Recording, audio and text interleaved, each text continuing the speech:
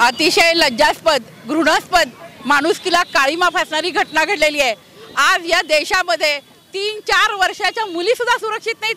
अक्षरशः म्हणजे किळस यायला लागली आहे। आज देशामध्ये कुठलीच महिला सुरक्षित नाही, ना डॉक्टर सुरक्षित आहेत, ना लहानांपासून 3 वर्षापासून 60 वर्षापर्यंतच्या महिलांवर अन्याय अत्याचाराच्या रोज घटना बघतोय, बलात्काराच्या घटना बघतोय।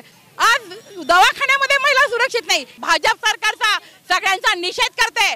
आज भाजप सरकारच्या सगळ्या मंत्र्यांनी राजीनामा द्यायला पाहिजे। या घटनेची सीबीआय चौकशी व्हायला पाहिजे। या नराधमांना त्वरित फाशीची शिक्षा व्हायला पाहिजे। या कायद्यांमध्ये अतिशय बदल व्हायला हवेत, कायदे कडक व्हायला हवेत आणि या कायद्यांमध्ये या नराधमांना अशी शिक्षा व्हायला पाहिजे की कुठलाही नराधम यापुढे हे करायला धजणार नाही। अशी कृत्य करताना 10 वेळा विचार करेल आणि हे दुष्कृत्य केलेल्या नराधमाला भर चौकामध्ये त्याचे हात पाय तोडून फाशी द्या की हे जर लवकरात लवकर झालं नाही तर महिला आघाडी आणि आमची उद्धव साहेब बाळासाहेब ठाकरे पक्ष याही पेक्षा कडक आंदोलन घेईल आणि या सरकारला या सत्तेवरून खाली खेचल्याशिवाय आम्ही राहणार नाही।